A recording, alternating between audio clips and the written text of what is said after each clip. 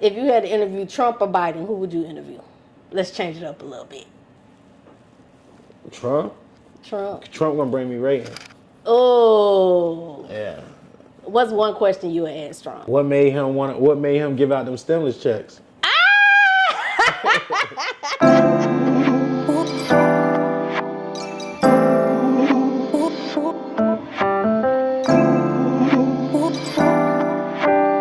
What's up, y'all? It's your girl Goddess 7, and this is Cuzns Tea Podcast, where we talking to minority entrepreneurs. We talk to creators of all genres, and we talking about all the hot topics and whatever the fuck else come to our mind.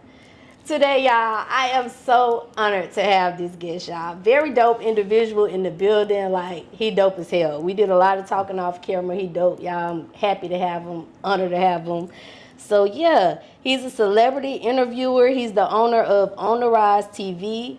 You can find On the Rise TV on multiple networks such as HHN TV, Redelman TV, The Enterprise Theater TV, Repeat TV, Tubi, and on October the 4th, 2024, he gonna be debuting on Netflix, y'all. He's also known as the Celebrity Guru. He's interviewed celebrities such as Kid Capri, Charleston White, LUENELL, Murder Mood, Murder Pain, Shanice Magnetal, Inez, Angel Brinks, and Precious, just to name a few, y'all. He's also an artist, and most of all, y'all, he's a father first. Mazerati Santana in the building tonight with y'all favorite motherfucking cousin. Peace. Mazerati, thank you for coming through. I appreciate you. Absolutely. Hey, yo, yeah, appreciate you, though. Look, that intro was all that. You feel me? Okay, you liked it? Absolutely. I'm glad to be here. Thank you for having me. You welcome. So you originally from North Carolina, but you told me off camera, you know, I done lived a lot of places. Yeah. Like, what part of North Carolina are you originally from? Eastern North Carolina, so K-Town. You ever heard of K-Town? Mm-mm. Yeah. Is it actually called K-Town or that stand for something? Kingston. Oh, Yeah. I ain't never heard of Kingston either. Yeah. Okay. How far that is from Charlotte? Maybe 4 hours. Maybe 4 hours.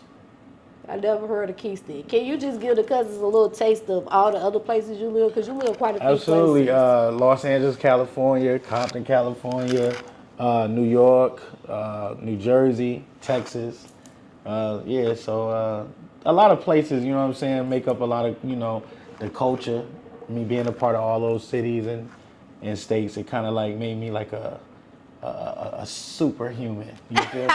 You got a little taste of everything. Absolutely, a superhuman. Okay, which one is your favorite one that you lived in so far? California. Yeah. California, why Cali?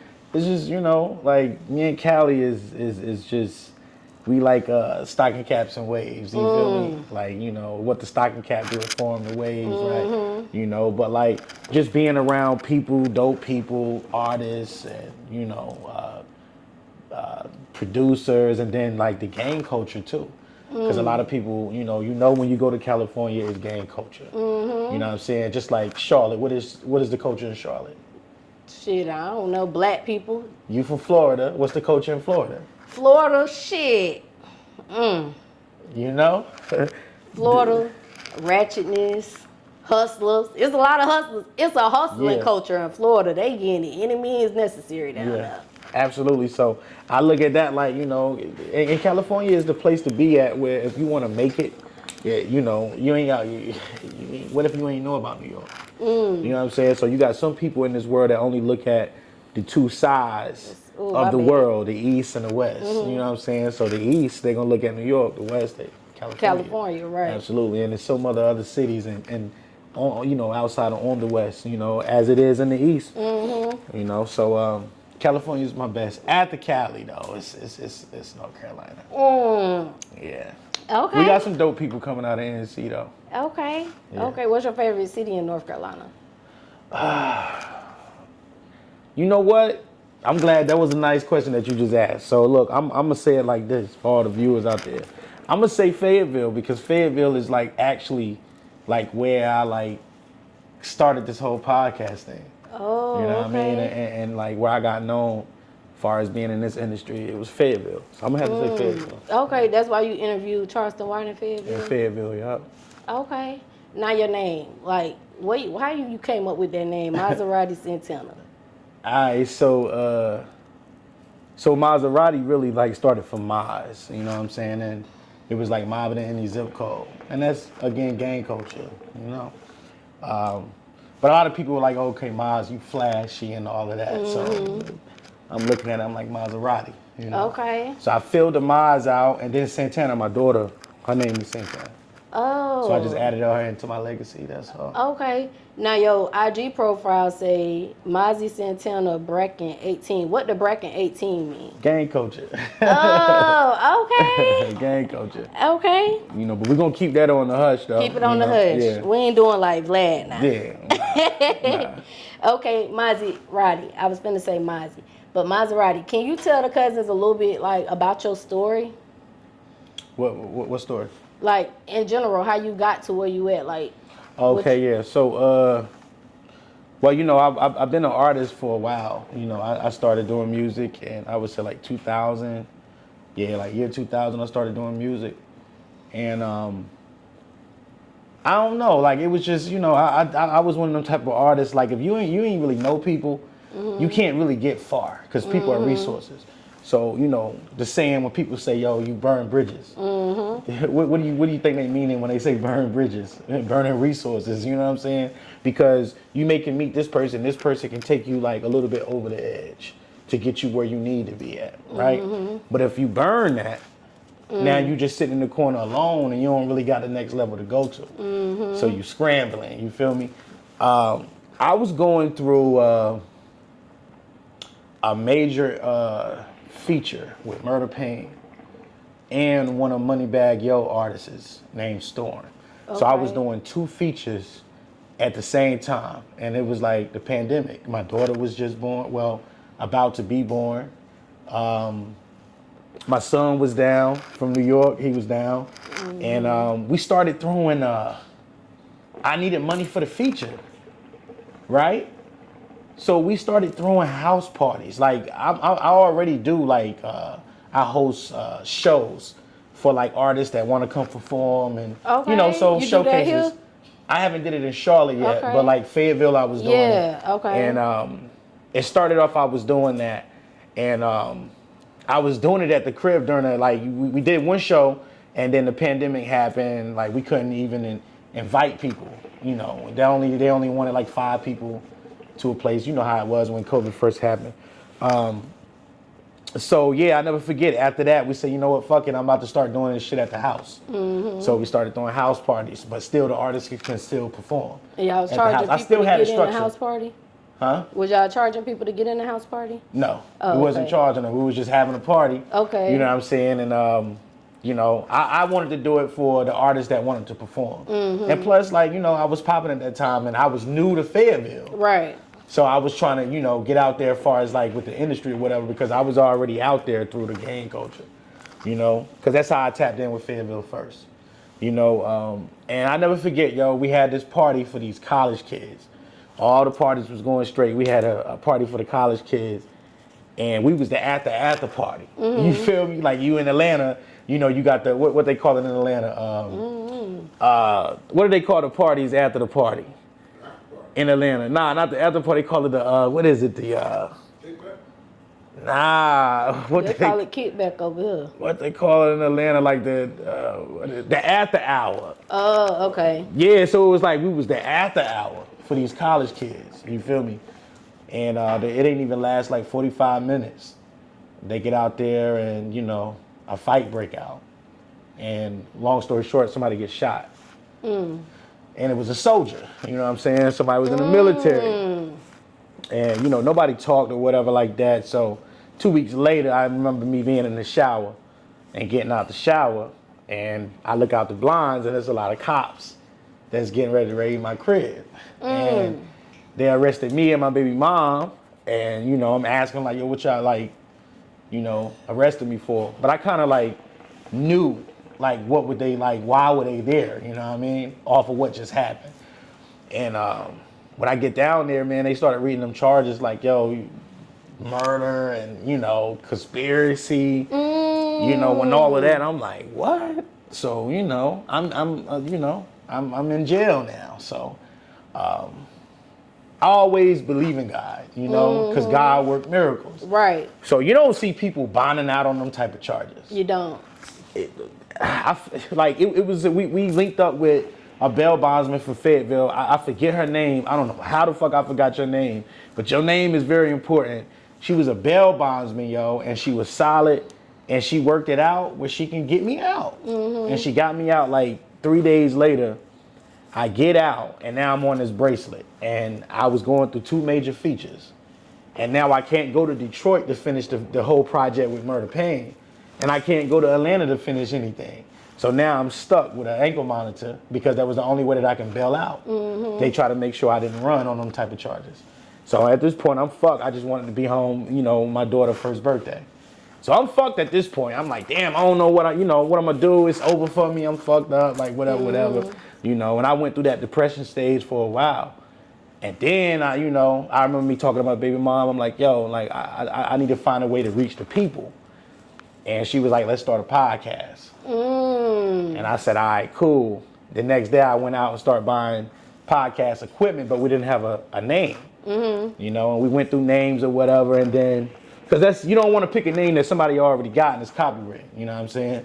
So we were thinking of a name, and we thought of on the Rize TV. And we spelled the S, we took out the S and put it with a Z. And then I started tapping in with the local artists from Fayetteville, and then before you know it, I was interviewing every local artist from Fayetteville. Dang. Yeah. Okay. So, like, when you came home, you went to buy the equipment. Like, what was the other steps that you took to, like, actually get your process started? Like, what did that process look like for you? Well, after I got the equipment, we had to set it up. And, you know, like, if you look on any sitcom and you look on their show, the first episode is always, like, you know, kind of weird looking. So my first episode was weird. You know, I really didn't know much about podcasts, but I knew a lot about making music. You know, so similar to, like, the equipment is similar, but it's really not. Podcasts and you trying to do a production with music is totally different. So I just started off with some dynamic mics and my interface to my music. And my first episode, we was sitting like this and we was holding mics. And, you know, and as you go, you want to switch up and you start seeing other people's stuff, but you want to be different. You know, so it took time, it took motivation, dedication too, because you gotta be dedicated to do this. You know, so the steps that I took, you know, it may not be helpful for everybody else, you know, because everybody, you know, make a day out of it. But just seeing your steps, letting them know, like, shit, you might go through shit, but these are steps that help me, you know. I needed to find my purpose. When I was going through that dark moment, like, yo, what am I really here for? Right. You know what I'm saying? Because at this point, I caught that charge. My son had to leave. It's like, oh shit. Like, I'm like, yo, you know what? I ain't never, like, this is it for me. You know, facing 30 to life. This is it. You know, and looking into the discovery, I'm like, yo, this is not even me. Yeah. You know what I'm saying? In the discovery, they had somebody tall, and my whole identity was wrong. I'm like, yo, wait a minute. Oh, all right. So, didn't have money for a real lawyer. I got matter of fact, I did have a lawyer. And I want to say this up here too. I did have a lawyer, man, and it was in Fayetteville, and this nigga took my fucking money, man. And I never forget that, yo, getting out, getting bonded out, and going to your fucking establishment and you know, and paying y'all the money and thinking y'all was gonna go to court. They never went to court. I was wondering how I was still getting letters sent to me through the mail. Like, I was still getting pink slips through people. You know how, like, you go through. Hell no. Like, you know how, like, you go into court and you got a lawyer. I already know how to detain the lawyer. But you still getting mail in your mailbox saying, like, yo, if you need a lawyer. I'm like, wait a minute, something ain't right. They was never going to court. Can you say who that law office is? So nobody will go to their ass again? So, it was the Rogers Law Firm, man. You feel me? It was the Rogers Law Firm. I'll never forget, because that was fucked up, like, how they did me. Like, those charges that I was facing, and I gave them my money, and I still had to pay $800 a month for a bail bondsman for my bail. That's some fucked up shit. And I'll never forget, yo, like, I got this letter, a red notice that was telling me, like, yo, if you don't go to court, you going back, right? So I get there, and I'm like, I go to the law firm. I'm like, yo, all the money I was paying y'all, like, where's like, what's up? Y'all wasn't going to court, and it was somebody new in there. So basically, the nigga was saying, he told me that his brother-in-law had brain surgery, that he had to be out. He lied to me. The representative that was there, she was like, yo, he ain't been out. Because she didn't know what was going on. And she gave me the list where the money was. I'm like, yo, like, I paid all this money and nobody was going to court. So they gave me a public defender. So at this point, what we thinking for a public defender is over. Right. Nah, yo, it was a white public defender, yo. He was like, yo, he read a discovery. He was like, yo, this don't even fit you. Guess what he did? He went into super lawyer, because that's his way. Everybody that's working for the what is that? That's a state job, right? So everybody that's working for the state, that don't mean they really with the state. You feel me? Like, he was a public defender, and we always looking at it like the public defender is just automatically going to be in tune with the. Nah, he wasn't. Yo, he wanted to fight my case, and that's what he did. And I'll never forget, I got that call a week before my birthday, and it was like, yo, all your charges dismissed. And now how it go is, when your charges get dismissed, it wipes away from your profile. You know what I'm saying? It wipes away. You know what I mean? It's not on your record. So none of them charges on my record, but it got dismissed. After that, I went to Atlanta, finished up some projects, and I started shooting off. And then it went crazy. That's really a story. Yeah, it went crazy. Yeah, after that. But people knew my story. All the people that was, shout out to all my supporters that's out there, you know what I'm saying? They was really like tuned in with me. And during this journey, because I was on the ankle monitor for 2 years. Right. So I couldn't go nowhere. So, you know, during that time, I said, how do I talk to the public? I ended up bringing the public into my place, like, how you doing? You feel me? And they would stop by my house before the clubs and come on the Rize TV. I had Fayetteville lit. If y'all say I'm lying, y'all niggas is flying for real. Because y'all know though, like, it was when I started doing podcasts, it was like 7 other podcasts in Fayetteville. And then, like, you can't name them now, but, you know, shout out to the people that really supported me, man. Like, shout out to doing the y'all. progress. Hell yeah, y'all. All right, Mazerati. So look, just looking at your hair, you got on your bracelets. You done talked about the universe, God. When you call, you be like queen. Like, were you into, like, because for me, I can see like you on a spiritual journey. Like, you know what I'm saying? Did that situation make you tap into that more, or was you always like on that spiritual journey? Yeah, absolutely. Always on a spiritual journey. You know what I'm saying? Like, my father and my mother is like, you know, well, rest in peace, Pops. But like, they was, you know, they come from that religious background. You know, and they made us a part of it. But you know, when we kids, like, we try to rebel. You feel me? But like, we still know what it is. So I know, like, when it's a spiritual war battle. You feel me? And I know when the devil is working. I know when God is working, you know? And sometimes everything ain't the devil, it's us. You know what I mean? So everywhere I've been at, who I am today, man, is because of what I've been through. And certain things I try to avoid, that shit still come back around in moderation. Right. You know, but always been on that spiritual path, though. Okay. Yeah. Okay, so you started off interviewing like local artists. You started off with your parties, but now you at a point where you interviewing celebrities, and not just any celebrities, like celebrities. Yeah. Like, how did you get to that point, and how long did it take you to get to that point from your regular interviews? I started interviewing, 2021? I reached out to Mr. Cheeks DJ named Unique. He be here in Charlotte a lot. And he was like actually like my first celebrity I interviewed.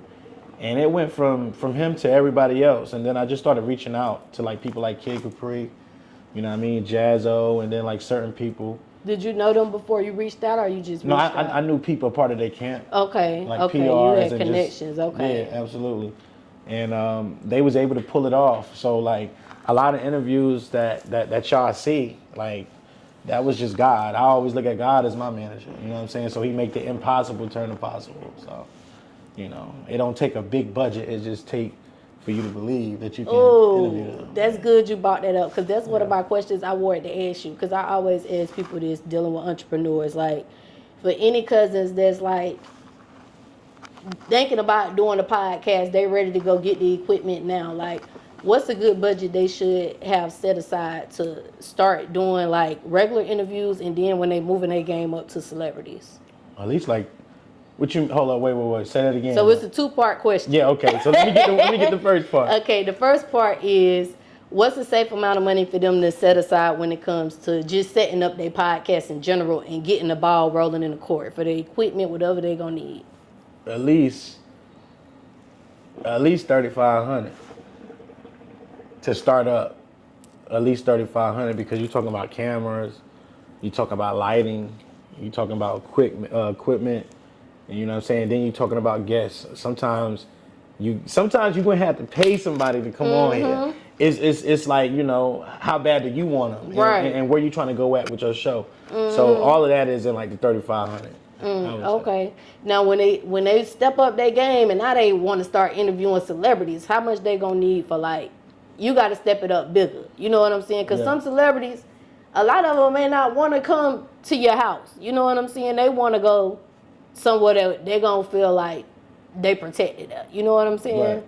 What that comes in with the resources, like who you know. You know what I'm saying? Like, you may know somebody that can get you into a place for that interview. You know what I mean? And sometimes, you don't have to pay a celebrity nothing. You know, if they see your progress and they see your whole your platform and they like it, and you know you talking to them good, they'll do it for free. You know, so it's really no budget. Honestly, when it comes to interviewing celebrities, it's just how you move, who you know. You know, right? Your cousin can be somebody that know Montel Jordan. And like, my little cousin got a podcast. Yo, put Montel up there. Montel, this how we still do it. You feel what I'm saying? And then they go from there, and then doors start opening up. Okay. You know? So no budget. No budget. Okay. And then I know, like, when celebrities go to like clubs and stuff, they be requiring stuff. Like, I might want this drink, I might want this food, I might need this. Is it like that when you interviewing celebrities? Like, they have certain requirements that they request of? Absolutely not. If they do, then that's for what their management does. You know, so like, I don't really, like, their job is to come and do the interview. You know what I'm saying? So like, the preferences and all of that, like, we don't really get into, you know, unless it's a part of the contract. You know, if it's not a part of the contract, then you don't have to do it. Right. You know? And then when it comes to the contracts, like, do you make everyone sign it? Do you think it's best, I'm going to say, for everyone to sign a contract or certain people? When you're thinking about business, everybody needs to sign it. You know, when you're thinking about business. Hey cousins, it's your girl Goddess7, and listen, this commercial break is actually sponsored by me. Y'all make sure y'all go to Amazon and get this manifestation journal, 369 21-day manifestation journal. I'm gonna help you manifest all of your dreams, everything that you're inspiring. I'm gonna help you get there. I'm gonna guide you in this journal. Make sure y'all go check out Amazon Prime. The link is in the description. Go get your journal. Okay. So out of all the people that you done interviewed, which was a lot again, the two people that stood out to me most was Charleston White and LUENELL, because I love both of them motherfuckers. Like, how did you get that connect? Like, what was that like for you to get it? Like, how did you get it? For which one? For Charleston White and for LUENELL. So we'll go with LUENELL first. LUENELL, I actually got that from Walisa. Walisa is a PR for LUENELL. She's, you know, she do everything public wise for LUENELL, and actually I had to go through a phase where I had to show and prove that I was ready to interview LUENELL. I did her first artist, well, not even an artist. She appeared on the Housewives of LA. Angel Brinks. She's the fashion designer. Yeah. So I interviewed her first, and then it depended on how my interview went with her, where I was going to interview LUENELL. So they was watching when I interviewed her, and they like, yo, this dude is dope. All right, let's go ahead and set your date up for LUENELL. Okay. So when I interviewed LUENELL, that was intense too, kind of like the Ines interview, because my interview started off completely wrong with LUENELL. So I ain't afraid to call my bullshit, you feel me? So with LUENELL, like, what I didn't do for her was I didn't give her the proper introduction. You know, and you call me an asshole if you want, but like, I didn't think that I supposed to, like, I mean, yeah, it's my show. You know what I'm saying? Right. So it's like, I wanted maybe the people to know who you really was through you. You know what I'm saying? So it's like, I always say this on my show. Yo, I can't introduce this person because they're going to do it better than me. Okay. With the introduction. So tell the people who we got in the building. That's what I did with LUENELL. And LUENELL's response was, shh, they know who the hell I am.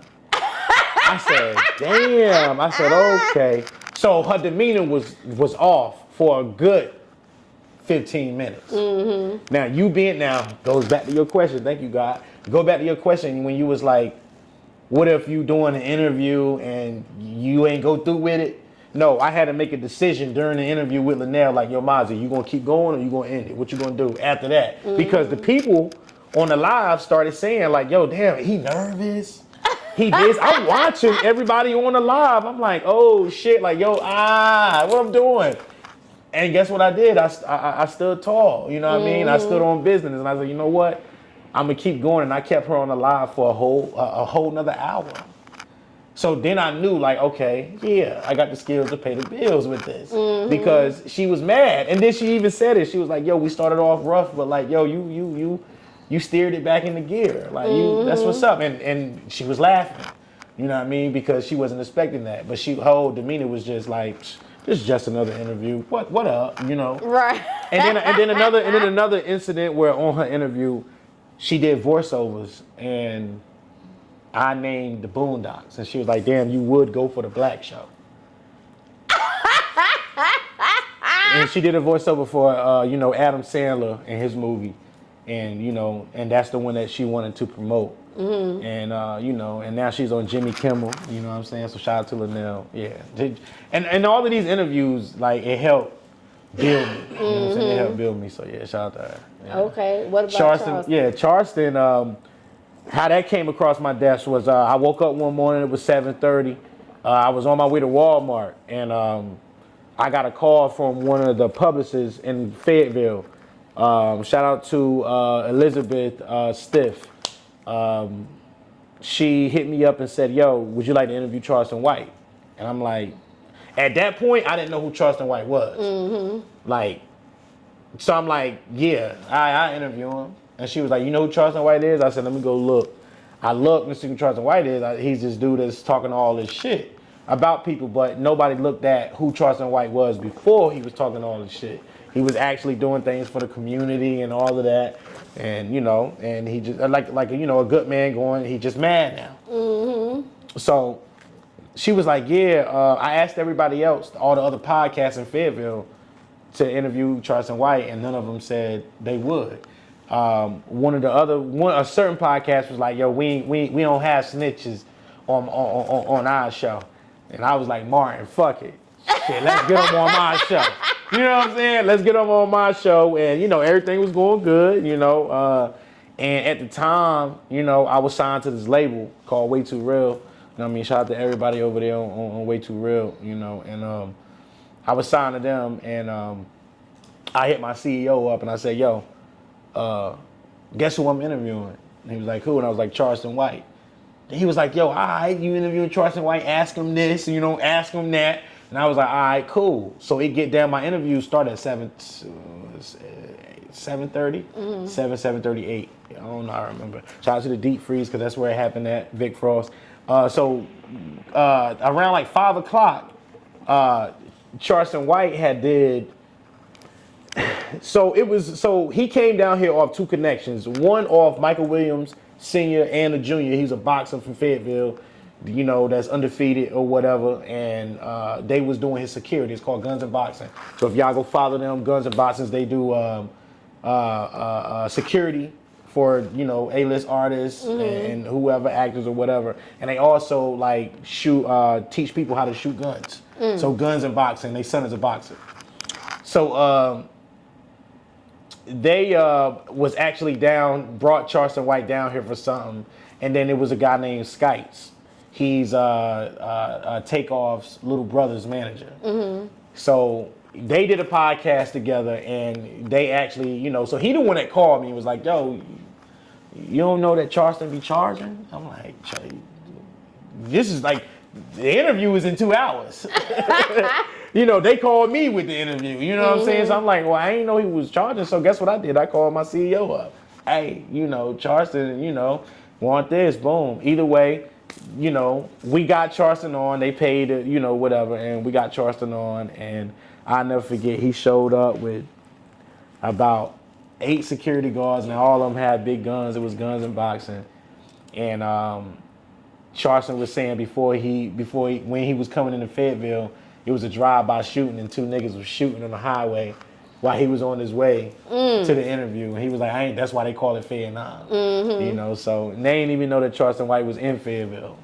But he came through. So that's how that came to my desk. Nobody else wanted to interview him. And they was too busy worried about snitching. Right. I was worried about, let's get this money. You Right. know? And that's what it takes sometimes, because, like, you know, that, you know, hey, if that's what he doing over there and he want to talk that, then let him talk that. You know? I had a guy come on my show that got mad with me because he was like, yo, Charleston said, you know, fuck rappers. And he was like, MAZZI, you a rapper. How dare you let him come on your show and say that? And he said he'll smack the shit out of me. And I flipped the table on him. Yeah, I flipped the table on him, and at the end of that happening, he was like, yo, you all right? You good? I'm like, yeah, I'm about to show you how we're going to turn this into money. And, yeah, I started making skits off me flipping tables, and restaurants was calling me like, yo, can you come over here and flip a table? I'm like, absolutely. And they would pay me to do that. You know what I'm saying? So, yeah, so, you know, all of this is good. You know, it's good. It's like picking from the fruit tree, you know? Right. Yeah. Okay. So with Charleston White, because one thing about it, 2 things for sure. I got to get Charleston White on this motherfucker. Yeah. So do he got any special requests so I could go ahead and prepare myself now? I don't know. This Charleston White is unpredictable now. You know what I'm saying? Like, you know, from when I interviewed him until now, you know, he's completely different, you know? What was your favorite part about interviewing him? Just to see if he would talk shit for real. And he did just that, you know? So just to see if, you know, he was going to be the same on my show as he was on everybody else's show, and he was. Okay. So you interviewed LUENELL, and that was before the Cat Williams situation. Yeah, Club Shay Shay, yeah. Right. So after you saw that, did they want to make you bring LUENELL back on again? It did, but LUENELL, she's doing the Jimmy Kimmel joint now, so she kind of like booked up. You know what I mean? And like when she slow down, I eventually bring her back on. You know, but like, yeah, and I want to bring Charleston back on too, because he done did a lot of shit now. You know, so. If you could interview anyone in the world, who would it be and why? If I can interview anybody in the world.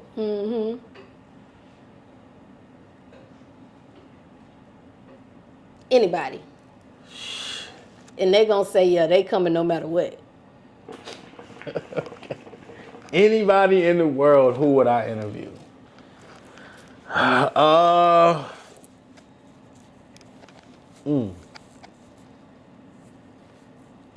would say I would have to say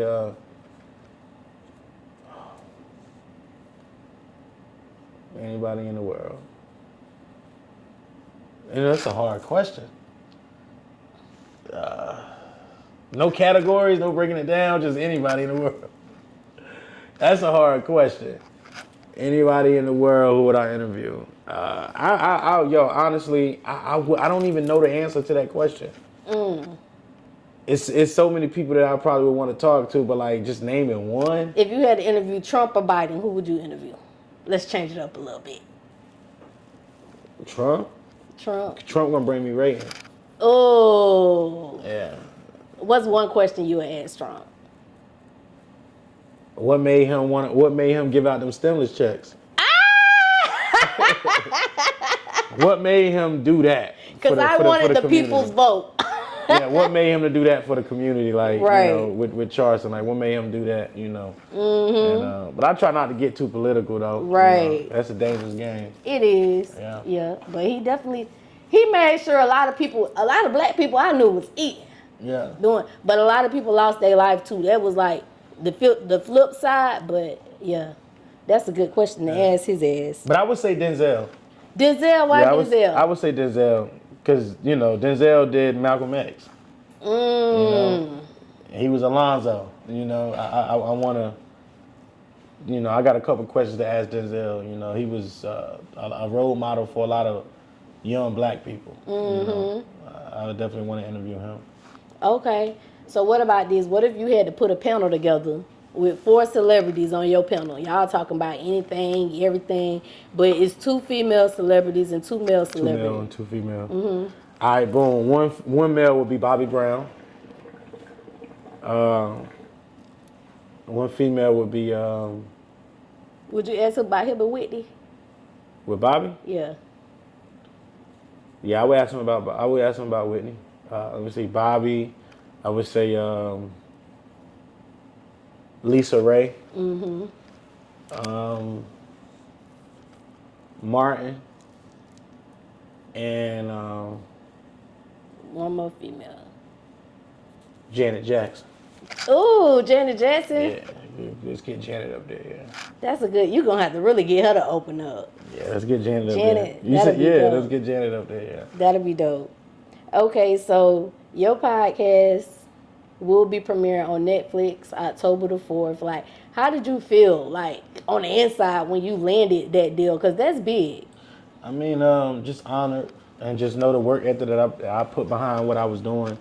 And people I was talking to, and you know the resources that I, you know, generated over the years, and just you know really just off me, you know, because I made it possible through God, you know what I'm saying? Because you know it ain't like I had people that saying, "Yo, MAZZI, get over there and do that." You know, niggas ain't gonna say that, you know, and because they don't really, you know. Sometimes you have people around for the season. They're just with you to, because you know anybody that ever been around me, we go in clubs for free. We eat for free because I do food reviews too. I got a show called Eating with MAZZI. Okay. You know what I'm saying? I do different segments and stuff like this, and you know, and y'all can find all of that on YouTube. You know what I mean? And like, you know, so people that's been around me have actually benefited from my success. You know, and then I try to pick people up to, you know, build for themselves. And a lot of people would think like, if you would have somebody around you that's close, and they say, well, damn, I see CUZNS T is popping off, and they feel like they can't grow anymore because it's like you popping off, but that's not true. You know what I'm saying? Right, we can all grow together. Because y'all learning together, and y'all starting together. So while you doing your thing, they can do their thing too. You know what I'm saying? And a lot of people don't just have that drive. It's better off for them to just eat off or just be around somebody else. Right. That's doing it. I mean, it's the truth. Okay. What's up, y'all? It's your girl, Goddess 7, and this episode is sponsored by a couple different sponsors. So y'all already know I had to shout them all out. First of all, y'all, I got to shout out Robinson Hustle 8, because guess what? They branding us over here. Y'all see these cute little glasses that I be drinking out of? Hold on, let me take a sip. Y'all see this? Y'all see this right here? Y'all see this cute little liquor ice bucket, whatever you want to call it? They made all of that. So if you're looking for some custom shit, make sure y'all go shop with Robinson Hustle 8. They customize all your needs. I can't forget about Q3 Designs and Things. They're also a sponsor of CUZNS T podcast, and they're a branding company for us. They made us these cute little shirts, y'all. Y'all like this shit? Y'all see this? Look, you need some custom shit for your business, go shop with Q3 Designs and Things, because they're going to get y'all right. They're going to get y'all everything that y'all need. I also cannot forget about Geminiih Hookah, because they keep me smoking good on every motherfucking episode, y'all. Y'all see this hookah? They sponsored that for us. They did some other sponsorship, but most importantly, y'all, they got them hookahs, and y'all know I love hookahs. Look, y'all, hold on.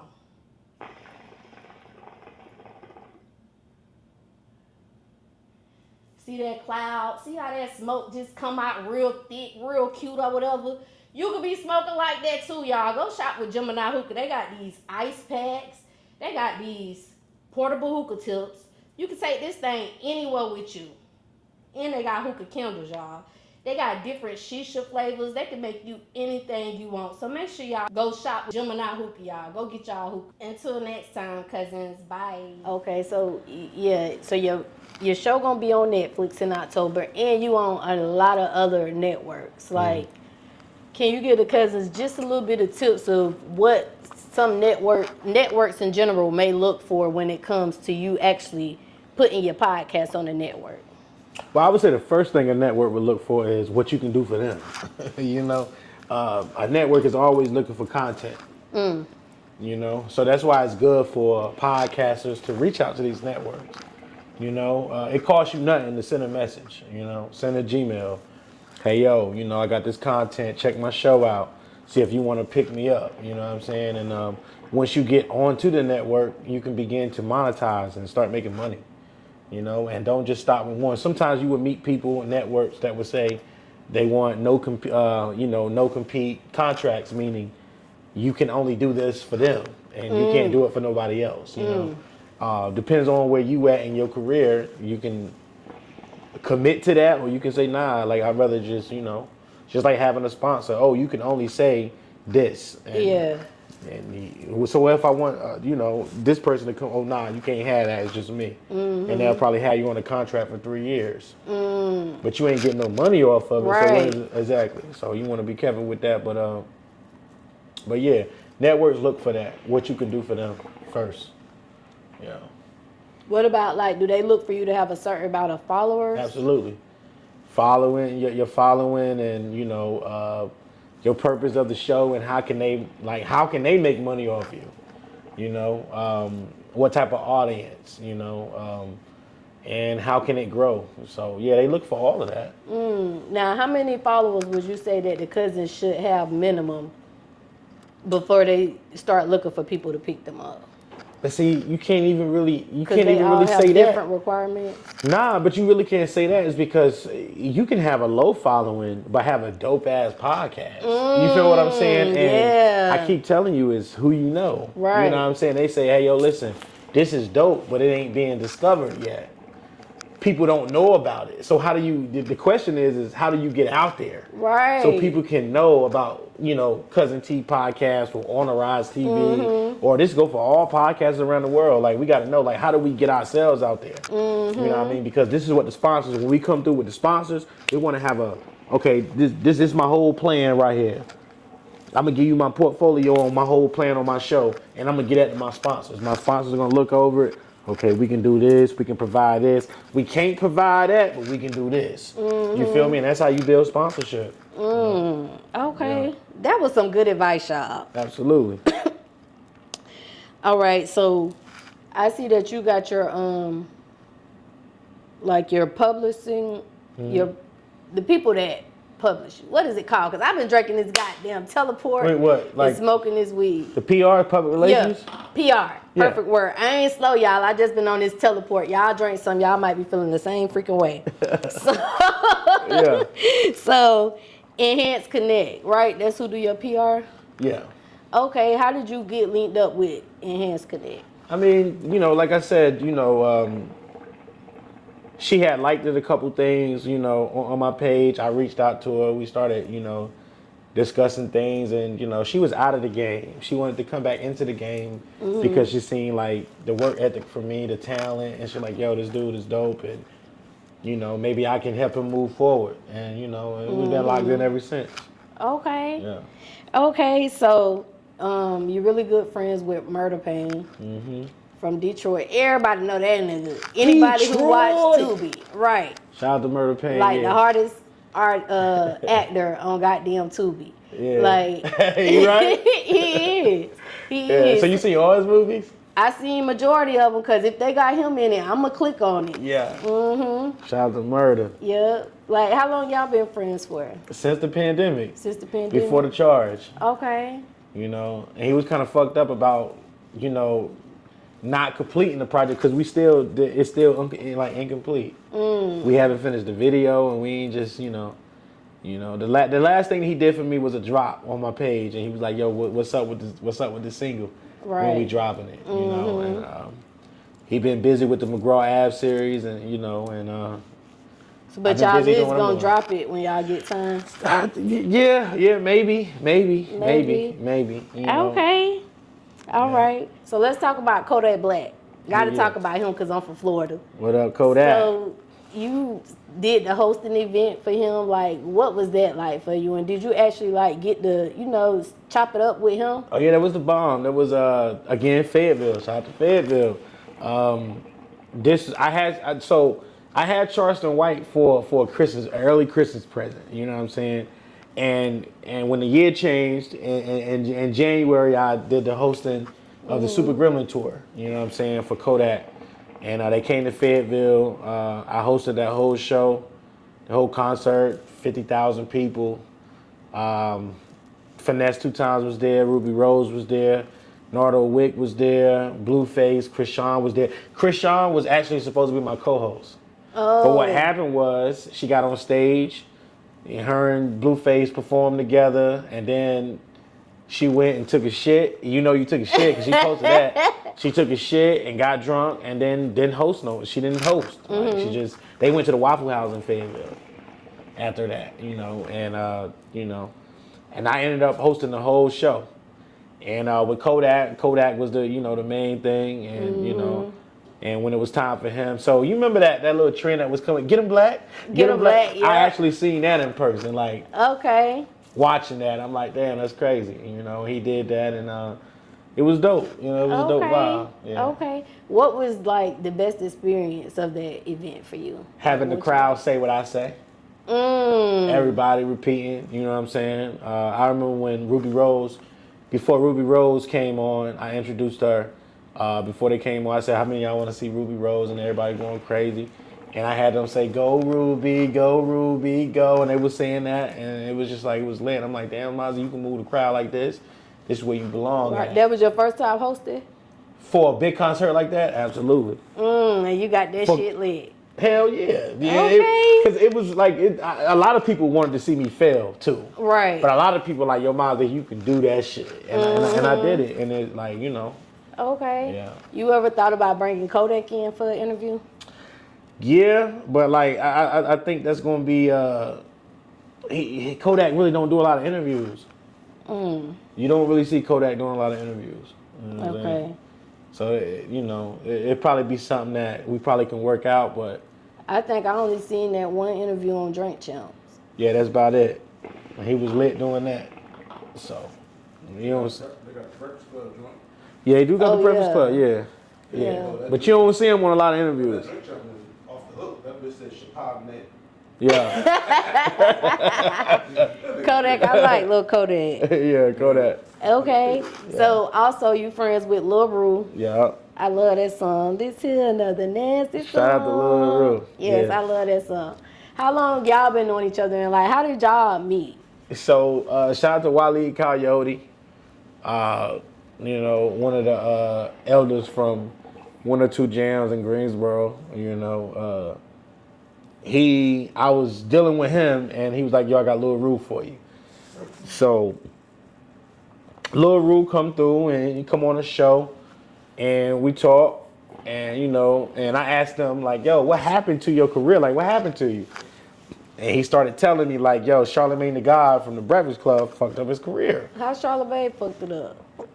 I mean, Charlamagne was his manager at the time, because they both from the same place in South Carolina. You know what I'm saying? So actually, I didn't even know Charlamagne was a manager. Yeah, he from South Carolina, and he was managing Lil Rue, and Lil Rue was like, he went to Atlanta, and L.A. Reid wanted to sign him, and L.A. Reid couldn't sign him because he was already on a contract with Charlamagne. And he said he hit Charlamagne up like, yo, L.A. Reid ready to sign me right now. Charlamagne like, nah, nigga, you lying, nigga. And he like, nah, nigga, I ain't lying. And he found out he wasn't lying. Then a couple days later, L.A. Reid, I don't know if he hit him or hit whatever, but he was like, yo, this is what we want for Lil Rue. And Charlamagne was like, yo, if y'all want to sign Lil Rue, y'all owe me $80,000. So they end up signing Lil Rue, but he still paid the $80,000. Right. So that's gonna hurt your pockets a little bit. So that's what that's kind of like the moral of the story with that. Yeah. And to the point where he now don't even like the nasty that's fucked song. up, Charlamagne. Yeah. That's fucked up. He ended up selling the song to Lotto though. He did. The nasty song with the I think Lotto wasn't Lotto the one that started the dirty what was it?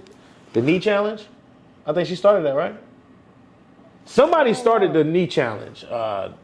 With the women I remember doing the knee that. challenge though, but I don't remember who sung that song. Yeah, but he sold it to Lotto. You know, and Lil Ru Oh, pulled up. Lil Roos on that song, yeah, because they was doing on their knees on it. Okay. Yeah, the knee challenge. Yeah, Yeah, I remember that. Okay, yeah. yeah. Damn. That's fucked up, Charlamagne. I love that goddamn song. Everybody loved that song. They was making remixes and all. Go back on YouTube on the Rize TV and go watch it. You know what I'm saying? He could tell it better than I did. Go check that shit out. Yeah. All right, so you went to school with Rhapsody. Shout out to Rhapsody. Yeah. Like, what was she like growing school Rhapsody? Like, was y'all close or was like you just knew I of mean, her? we really wasn't close. Like we was like really closer to her brother. Oh, You know what I'm saying? I know Rhapsody okay. off. You know, Marlena Evans. That's her government. Okay. And she got a brother named Mark. You know what I'm saying? And you know, she wasn't rapping then. You know what I'm saying? And I don't know if she had a passion for music then. You know, but like, you know, we just knew them because we thought they was twins at first. You know. Oh, they look alike. Just alike. You know what I'm saying?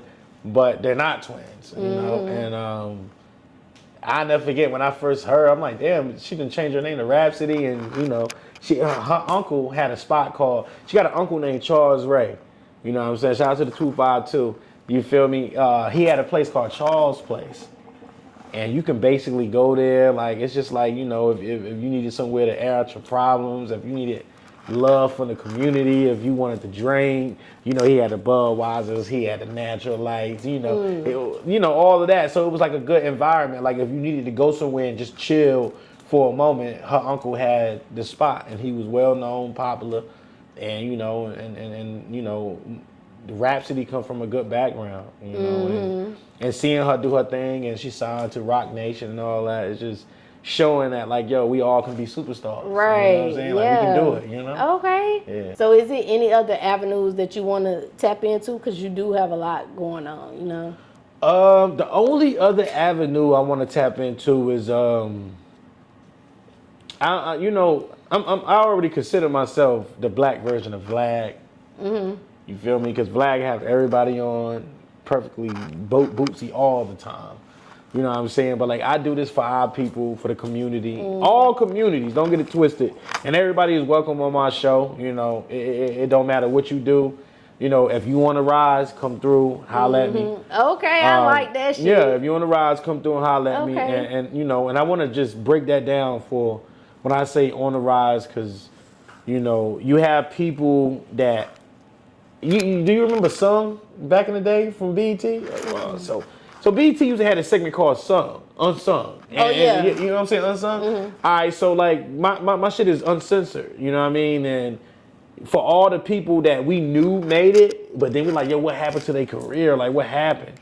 You know what I'm saying? Kind of like SWV, like what the fuck happened? Like, you know what I'm saying? Or we want to know why the show Martin ended. You know what I'm saying? Right. Shit like that. My show is the one to come on to, and we talk about that. There's untold stories. Let's get to it. Why? What happened? Did you know what I mean? So that's my show, and that's, you know, and not only for that is we make local people turn into stars and make them on the rise too. You know, so I don't look at anybody different. You know? And a lot of people be hitting me up like, yo, I know I ain't there yet, but damn, you ain't got it. I'm like, yo, it don't even take all that. What it takes is I want to see you work because I'm working. Right. It's just like you got somebody staying with you and you go to work every day and you know they ass just sitting there. So what you gonna do? You gonna be like, yeah. Watching TV. Okay.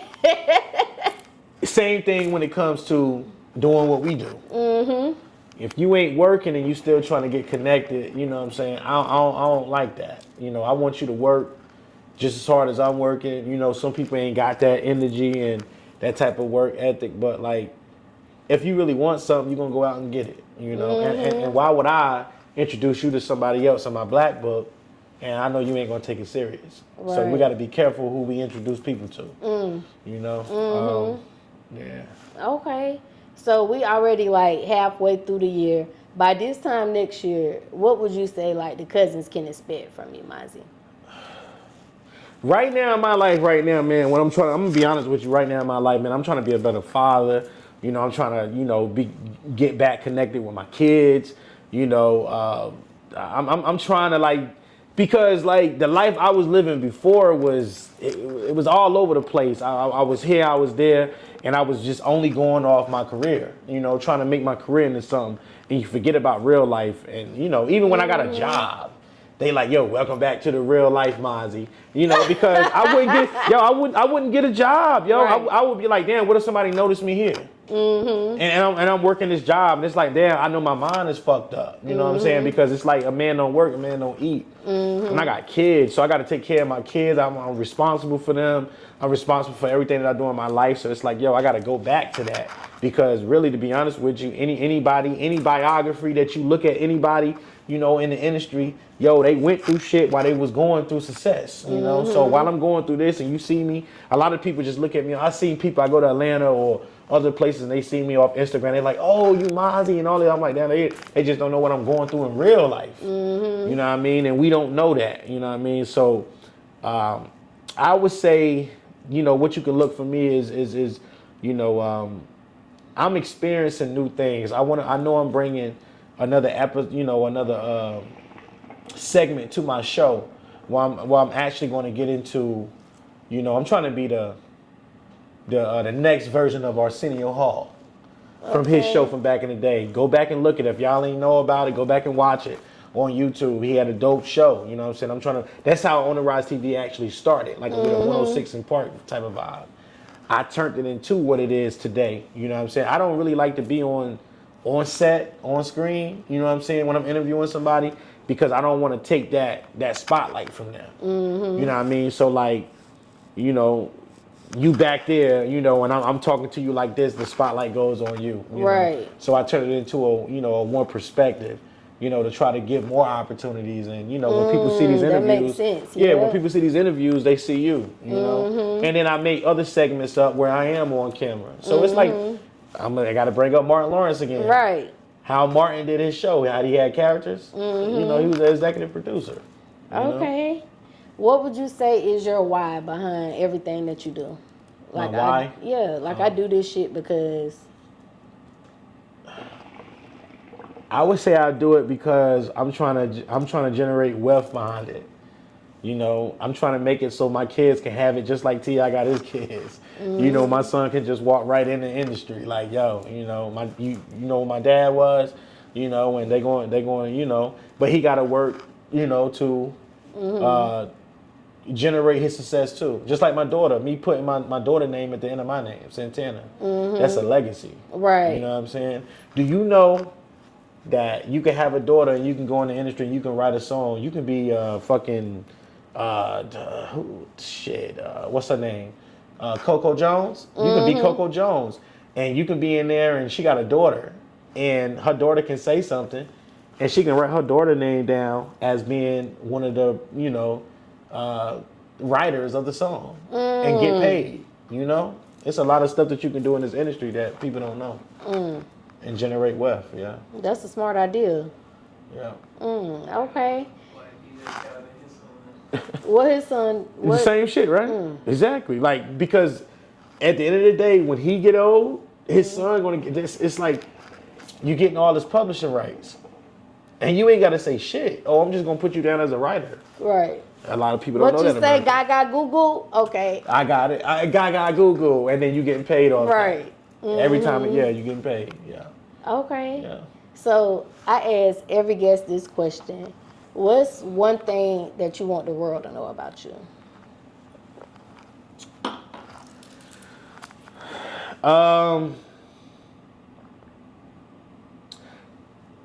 One thing I want the world to know about me is that I'm a father to some amazing kids. Yeah.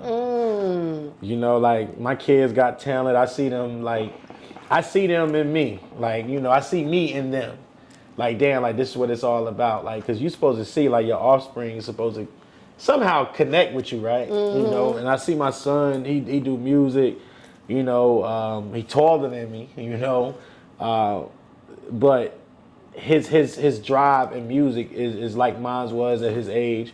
And then my daughter, her mom got her in modeling. She do modeling and stuff like that. So it's like, you know, you can be a superstar in your own world and blow yourself up. Right. You know, you ain't got to wait for nobody to blow you up. You can blow yourself up. Also, I'm a musician. Ooh, right. We didn't even talk about that. Yes. I'm a Cancer. He's an artist. So Yeah. look, the Cousins, when you bring your music out, when you get ready to drop your new shit, like, what's the energies the Cousins could expect from like the shit you gonna be dropping? Definitely West Coast vibes, G-Funk. You know, I don't talk about nothing that I'm not into. You know, you can relate to it. Positive, you know. I'm still trying to be able to gain the community, you know, because doing what we do, we need to gain the community. You know what I'm saying? I like to put out positive energy, manifest that, you know. There's too many people getting killed. And then I've been hearing that it was some people that was shooting out here in Charlotte. They were shooting, killing Unknown, people. like just shooting people. That's weird, you know what I'm saying? It's like sometimes we can manifest the wrong thing and put out the wrong message. So a lot of the new music I don't listen to. I'm older, you know what I'm saying? And I don't really listen to it because it's like, damn, people can listen to that and do crazy shit. Smoking and all of that shit, like, you know, it ain't like how it used to be, you know, so I watch what I listen to. Like, I know my son probably be mad in my car because I listen to like R&B, like old shit, you know what I'm saying? Okay. And, you know, but I want him to know, like, nigga, you probably could, you know, revamp some shit from this, but I'm not gonna be playing some shit you can get turned up off where you go do stupid shit, you know, so I'm not doing that either, you know, so yeah. Okay, so we're gonna close it out with a question of the night. I ask everybody a question of the night. Everybody's question be different. So your question of the night, because I did see a couple of your interviews where you were like asking the females their thoughts on abuse. Yeah, on female abuse? Yeah, female abuse. Damn. So I seen like 2 of you was talking to them about it. Oh yeah. So my question of the night for you is like, what's your thoughts on the Diddy situation? And if you were there, would you have done anything or just mind your own business? Well, I can't really speak on Diddy because I don't know him, you know, and I don't know. Allegedly, they said what he was doing, but like, you know. I'm talking about for the video. Oh, when he was beating her ass? Yeah. And sometimes, I mean, I don't know. Like, I mean, you know, what if she asked for that? Like, I mean, what if she did some shit before the camera was recording, before he walked out? Like, you know, I don't know. What he did on the camera was wrong. Beating her ass was wrong. That was wrong. You know what I'm saying? But, like, you know, you got certain females that'll beat your ass. You know what I'm saying? Or to make you want to do certain things. Okay, you know? So like, from your perspective, we only seen celebrities what was on toxic camera. too. Yeah. Them probably the most toxic. Because that was some people. toxic ass shit right there. Yeah, like, you know, shit, Ike and Tina, you know what I'm saying? Yep, that was toxic as fuck. You know, but like, I mean, I don't know, like, if I was in that type of situation, man, you know, whoever got him to apologize, that was dumb, you know what I'm saying? Because we seen it on tape, so it's like, okay. But it was just like seeing R. Kelly on tape for the first time when he was peeing on that, you know. So, you know, I just think it's different levels, man. When you get to that point to where he is and what he is in Hollywood and all of that is above our pay grade. It's either what the fuck you gonna do and you're gonna do what we say you're gonna do, or you're gonna go against us and we're gonna make your life a living hell. Right. You know, so like I said, it ain't what you do, it's who you know. You know, so. You know, I just probably would have, you know, played it a lot different, you know, but sometimes the relationships get crazy, man, and, you know.